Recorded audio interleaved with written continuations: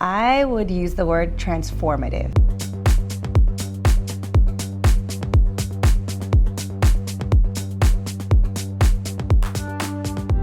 I feel like Miami is a place to transform yourself because of our very business-friendly environment and because of all the opportunity that exists. You really can live that American dream if you work hard. I really do believe that this is a place to do that. We have a business-friendly environment. We have arts and culture now where we never had that before. So I think you get the best of everything by being here. As a community, we've embraced the growth, and it is a very warm and friendly environment to do business. It is, and a very culturally diverse place to do business. The mere fact of the location alone, but I think all of that has really brought this 24/7 now international hub of a downtown that we're seeing kind of evolve before our eyes.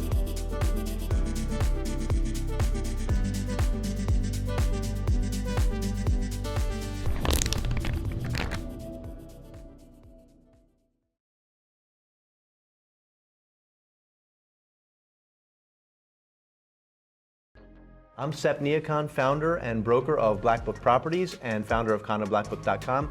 I'm very excited today to be here with Christina Crespi, Executive Director and CEO of the Miami Downtown Development Authority, also known as the Miami DDA. Christina, thank you so much for having us here in your office today. No problem. Thank you for having me. And we're here to take a look at how downtown Miami is continuing to transform into an international live, work, and play destination like never before. Christina, why don't you tell us a little bit about how the DDA impacts all of these amazing changes that's happening in downtown Miami, and a little bit about your history with the DDA. Sure. So I've been with the agency now for almost 10 years, and I've had the pleasure of working alongside an amazing staff of almost 30 employees, give or take. We are headed up by the chairman, Commissioner Manolo Reyes, and our vice chairwoman, Commissioner Eileen Higgins.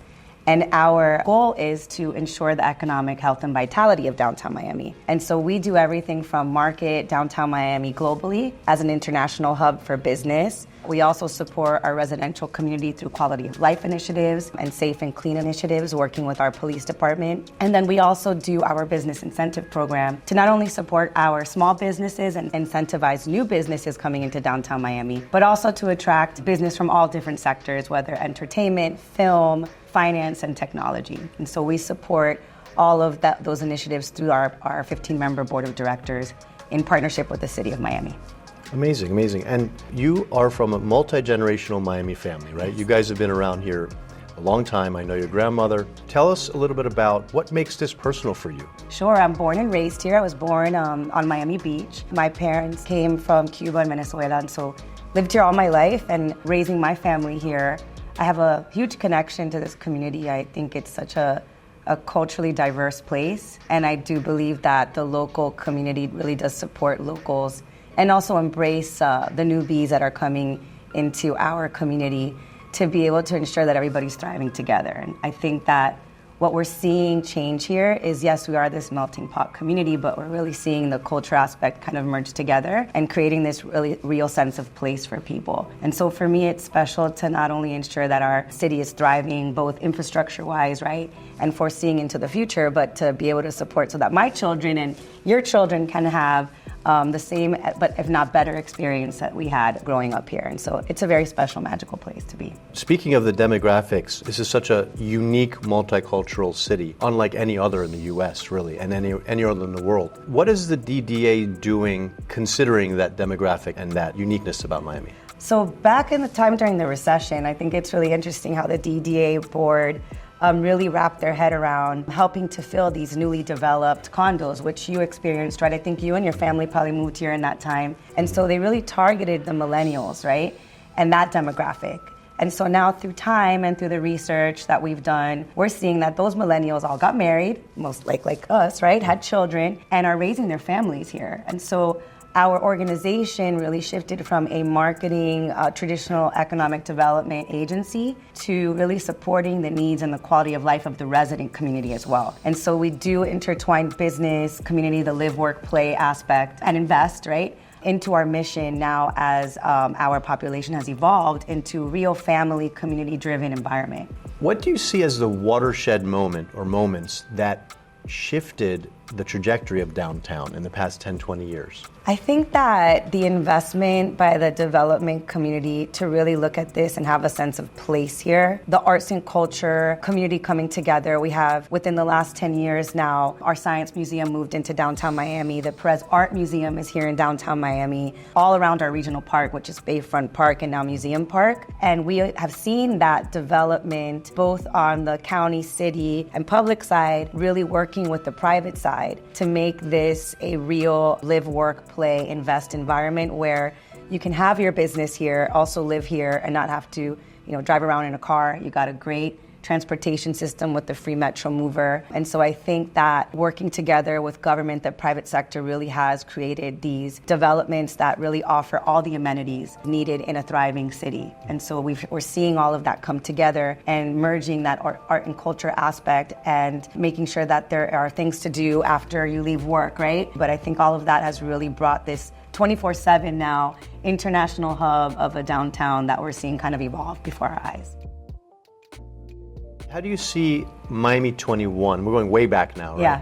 How do you see the Miami 21 impact Miami as a whole, but downtown Miami specifically? Yeah, I think that was a very important movement for developers to be able to invest here. I think the air rights and all those kind of creative aspects also offered other places in Miami to grow and thrive, which was really important. Downtown, I always say, is the heart of the city, not only for development, but also for the financial aspects of what this growing and thriving community as a whole, as a city, as a county has become. So Miami 21 really was the catalyst, I think, to really resurge the financial aspect of investment back into downtown Miami. And plus we have amazing visionary developers here from all over the world, right? We're seeing our skyline turn into the sense of almost like a mini Dubai, right? With these beautiful buildings that are popping up, which is making it even more attractive on our beautiful skyline along this most magnificent, magical bay.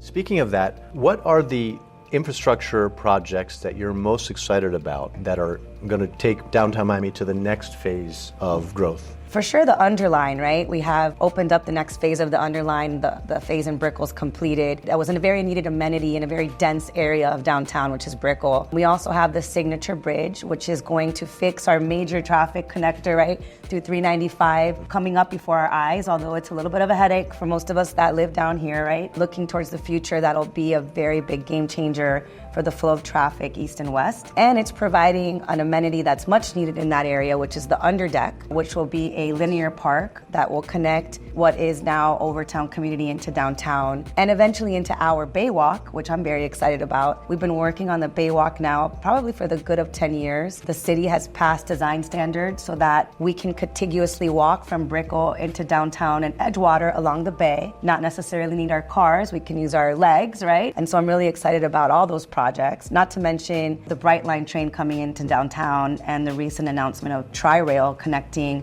20 plus now cities, right, is a huge advantage, not only to relieve the traffic congestion that we have, like any big city does, but also to provide more options for our residents and the visitors that are coming into our downtown area. Absolutely. So we have the Brightline, a high-speed rail from Miami all the way up to Orlando with many stops in between. Right. And then we have the Tri-Rail, which is connecting the eastern corridor north to south. Right. And Tri-Rail just opened so that you can basically jump on it now and get into downtown. It just opened. That's yeah, amazing. It did. I got to get on it. A couple weeks ago, so yeah. Oh, wow. Decent. And then you have the Metro Mover, of course. Right, which is our free mover system that connects all of Brickell, downtown, and Edgewater. And then the Metro Rail also connects here in downtown. That's right. You can get from downtown to the airport fairly easily. Jump on the Metro Mover, connect onto the rail, and you're straight to the airport. You don't even need to get in your car. And as far as transportation options for locals, right, we also invested in a freebie service. So we have a circulator that hits probably every major place in downtown Miami, whether you're going to the museum or you want to shop. You can jump on a freebie by just hailing it down. You can just wave it down, it'll pull over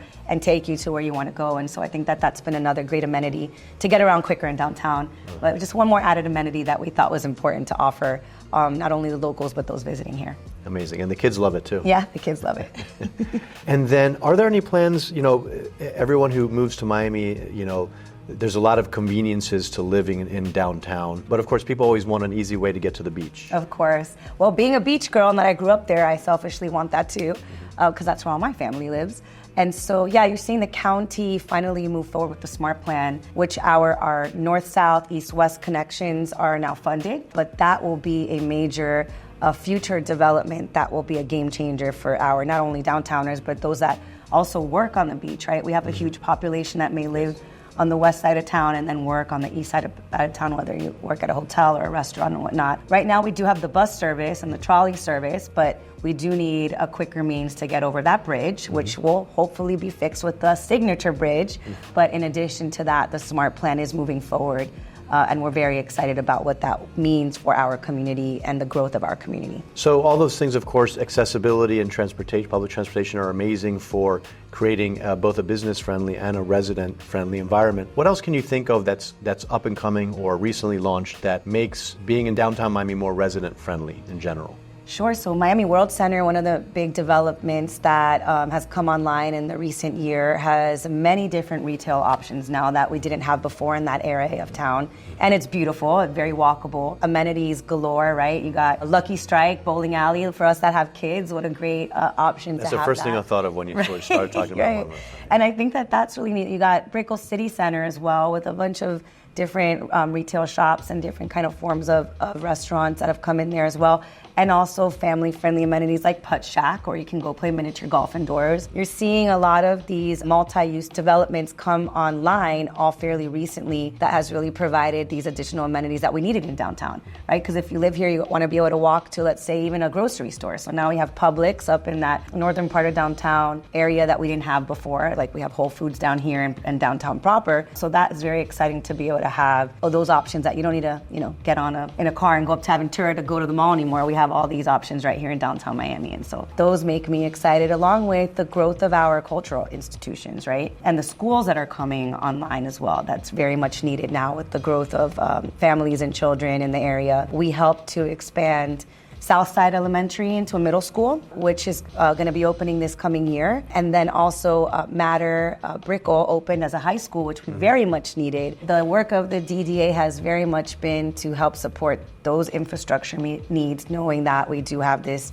growth in families in downtown. And so, we're studying ways to use our waterways for transportation, looking at taxi and options on the water, right? Being able to get to Miami Beach maybe on a water taxi versus in a car, or go up the Miami River up, to the Marlin Stadium to watch a baseball game. And so we're starting to get involved in those conversations with the county to see if we can provide those options like they have in Fort Lauderdale and other places, where why not use the bay for transportation and make it safe for everyone to be able to transport along our beautiful waterway with our beautiful weather in a different way. So absolutely. And how do you see the Flagler Street renovations playing into this? If you can describe that a little bit and what the vision of that is. So our historic Flagler Street is probably one of my favorite places in downtown Miami. It reminds me of a mix of like a mini New York, right?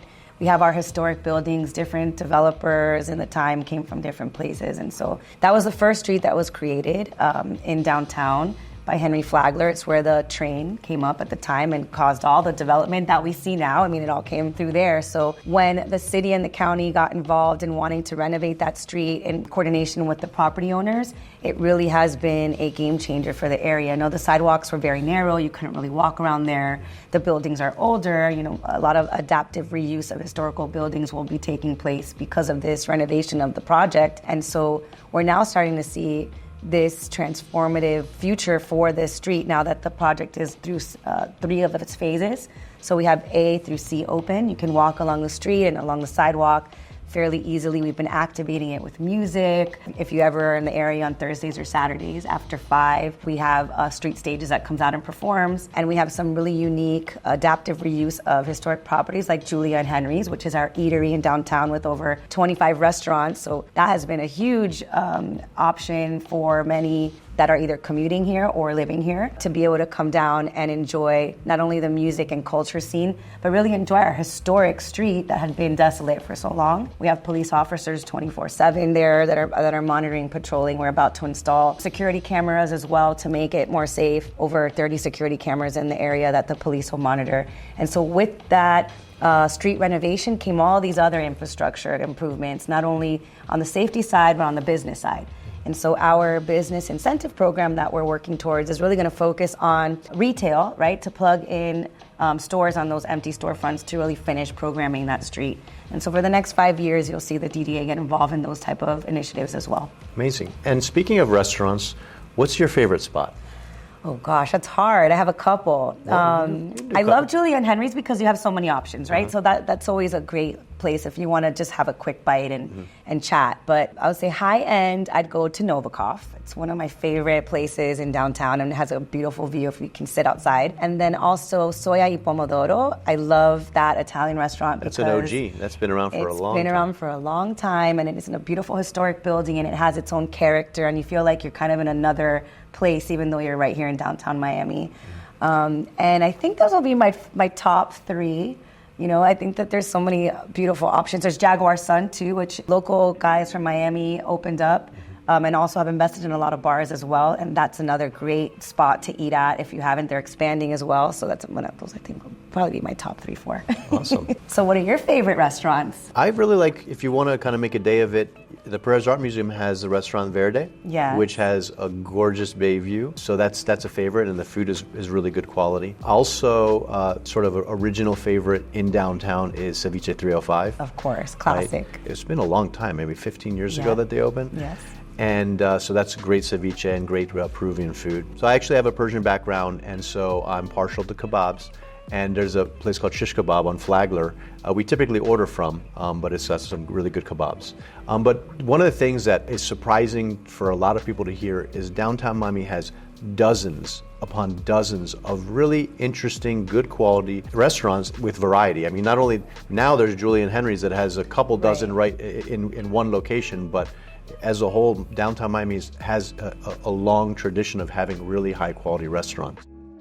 The greater downtown Miami is where the largest percentage of Airbnb condo projects are being launched. So over the next few years, there's, I think, a dozen or more being launched from Edgewater all the way down to Brickell, and a significant number of them here in Central Business District. I'm curious to know what your take is on why you think that these short-term stay kind of places are coming here, and also hotels and so on, and you know what's driving all of that. Well, I mean, it's no secret. Miami is the place to be, not only to visit, right, and to come and travel and to see Miami. I mean, you go to other places. I just came back from the south of France, and I couldn't help but think of home, to be honest. It really did give me a nostalgia a little bit about Miami. It's a beautiful city. We have the most gorgeous views, I think, of in some places, even in the world. And we're just an evolving, changing 24/7 city. We're not only great and thriving for business, so you have a lot of companies that have expanded here. Maybe they're testing the waters and moving their employees here for a short period of time, and we're seeing that fuel this Airbnb kind of expansion. I think that that's probably another big reason why not only the visitors but also the business aspect of things, right? It's a great place to do business. The where we are located on the globe just makes sense. The proximity to South America, Europe, and Canada, it's just easy for people to do business here. So we like to call downtown Miami the Wall Street of the South now, because we have more financial firms than New York or Chicago do now. We have the highest concentration of banks in the nation as well. And so we're seeing a lot of that growth come into play. And I think that having affordable options for folks moving here is becoming more and more important to that development community. Yeah, and actually thinking about it, it makes a lot of sense that the short-term rental and hotels and so on will thrive in downtown, because where do they want to be? They want to be where there's public transportation, and there's no other area in South Florida that has the concentration of great public transportation than here. That's absolutely right, yeah.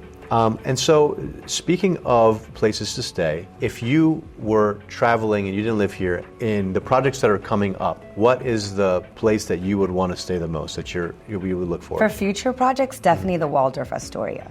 I mean, that building alone is just impressive. The architecture. I personally am just an architecture nerd, so I'm really excited. It's going to be the tallest building, right?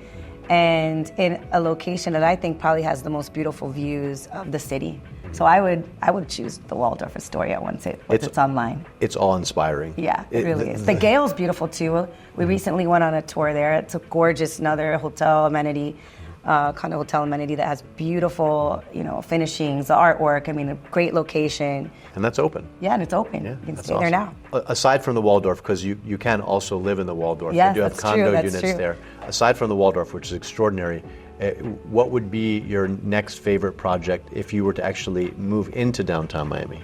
1000 Museum. 1000. That's like my dream. The Zaha Hadid building, the architecture, the amenities. That's just high end, top of the line. There's nothing that beats that for me in my mind. Absolutely. The views alone from any area in that building, right? The way that they position it, the way that she designed it, it's spectacular. Spectacular. Absolutely. No, it is gorgeous, and we're so excited because there's so many beautiful projects coming to the greater downtown area. It's hard to choose, right, when you think about it. Yeah. I mean, in Brickell you have 888 Brickell by Dolce & Gabbana. Of course, that's another new one that's popping up that's going to be gorgeous. And the Aston Martin. Martin's about to open. What a beautiful location right there on the opening of the Miami River. Nobody would have thought that they were going to put a building there, right? And then lo and behold, it's here before our eyes.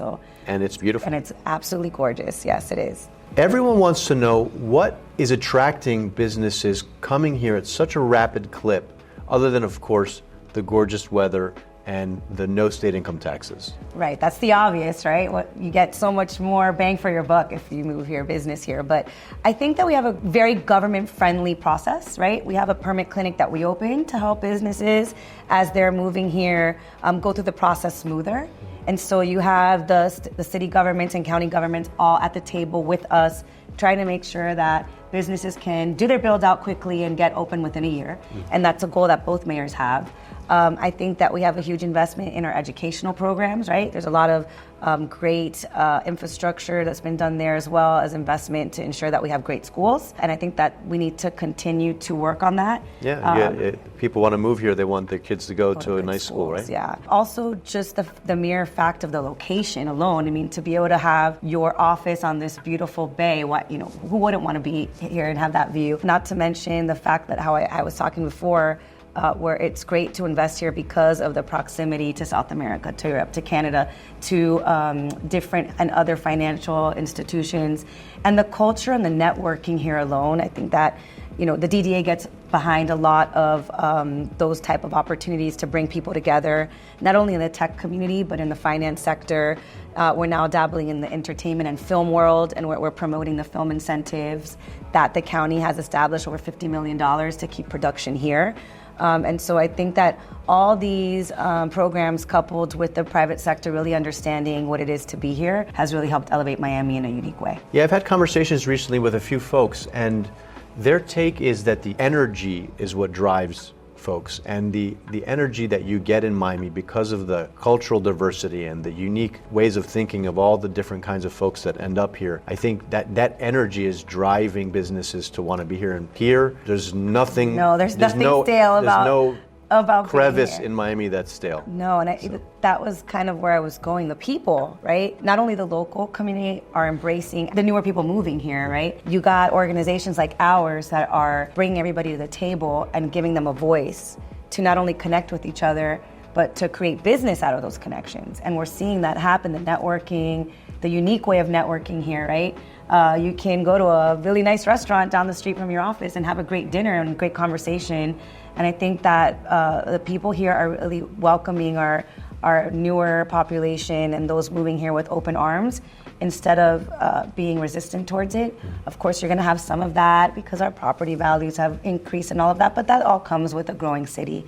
And I think that as a community, we've embraced the growth, and it is a very warm and friendly environment to do business. It is, and a very culturally diverse place to do business. What are the most interesting recent announcements of business coming here that you're proud of? Well, you got major hedge funds, right, and financial firms. We talked about that. Citadel is huge. That was a big win for us. They're building a huge office tower in Brickell. You got Uber expanding and Microsoft expanding. A lot of back-end office expanding. Kaseya grew here, brought their headquarters here. And just a lot of different entertainment companies, even locally, are looking to downtown Miami. So you talk about Pitbull, right, and his recording studio out west. They're looking to bring their recording studio here in downtown Miami. Famous folks like Nicky Jam, right? Famous reggaeton star who opened up a bakery and restaurant here at Bayside. And so that's kind of a neat and fun twist on downtown Miami's growth as well. I was just at an event at the art gallery on Flagler and Shakira walked in. You know, that's neat. You got Messi, right? And Beckham. Finally, the soccer stadium's coming to fruition, and I got to meet David Beckham a long time ago at the county when he was first having talks about bringing his club here. And so seeing them move here has been surprising. That I wasn't expecting, like Messi moving into downtown Miami. Because, you know, you would think they'd want, you know, the traditional home, let's say live on Miami Beach is what you would hear from a lot of these like stars. And you're seeing a lot of these stars wanting these condo living environments, which I think is another testament to the growth and what a great place it is to live here as well. Absolutely. What would you say are the major signs that Miami has grown up, per se, as a true international city of a different level? I've been saying that Miami's a teenager, just got their license, went to college, and now is like, you know, about to start working. Like, you know, we've evolved. It's a great way of describing Miami. And I think that what is a testament to that is the development that's happened alone here. The amount of condo, hotels, and unique architecture, the fact that the governments are working with the private sector to invest in infrastructure to ensure that downtown's thriving, especially that reconstruction project on Flagler Street, and really creating those transportation alternatives so that we are this thriving area that you can live, work, play, invest here and not have to jump in a car and be stuck in traffic. I think time for all of us is very, very, very precious. And I feel like we've really embraced that and tried to make as smooth of a transition into a very rapid growing city. We're not perfect. We have a lot of, you know, there's a long way to go, but I feel hopeful and have faith that we are moving in the right direction. There's a couple of symbols in downtown that I feel represent that next level of Miami. They're mostly symbolic, right?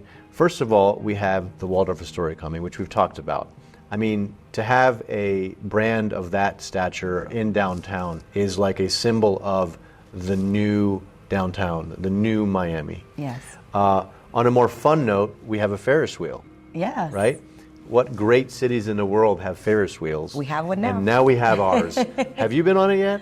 I am scared of heights, so I have not, but my children have, and I've waved them from down, from down. Yeah. But I think that it's probably one of the most fun skyline photos that we have is that shot from the bay looking into downtown, and the Ferris wheel is right there lit up. And so the Ferris wheel was a really fun added amenity that we didn't have before. So it's neat to be able to have that now. Absolutely. And then, of course, you have the Perez Art Museum and the Museum of Science.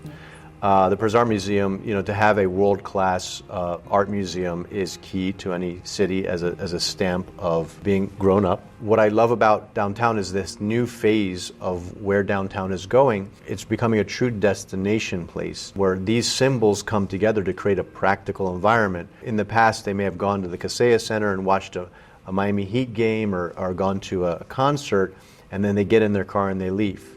Right. They go to Perez Art Museum, they get in their car and they leave. Now, for one, they can put their car aside and come here with public transportation.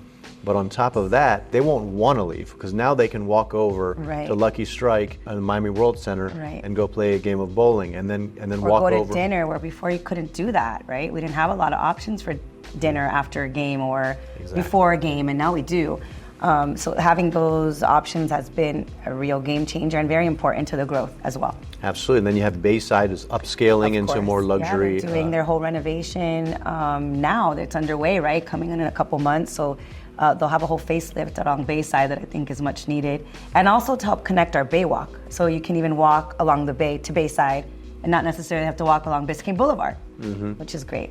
Absolutely. So I live in Edgewater, so the Baywalk is a big thing for me because I am looking forward to the time when I can walk from my condo all the way down Margaret Pace Park, all the way across under the underdeck, and which is under the Signature Bridge, to witness that beautiful bridge in the nighttime lit up, and then come across, maybe stop by Verde, have something to eat, and then come down to the Kaseya Center, go to a concert, game or a concert, and then head over to an amazing dinner afterwards or beforehand. Yeah. I mean, that's really what I see as being truly grown-up city, where you have all of the dots connect into creating a uniform, amazing experience both for residents and for visitors alike. Yeah. And maybe one day jump on a water taxi and make it to the beach. That's a beautiful thought. Yeah, we're working towards that. Thank you so much for your time, Christina. This was amazing. We know you're out busy every day making downtown Miami a better place, and we really, really appreciate everything you're doing for downtown, you and the Miami DDA. Oh, thank you, and thank you for helping us sell Miami and for all that you do to promote our city. Also, if you want to find out more about what's happening downtown Miami, of course, in terms of real estate, you can always come to condoblackbook.com and the Miami DDA at miamidda.com. And our Instagram is at downtown MIA.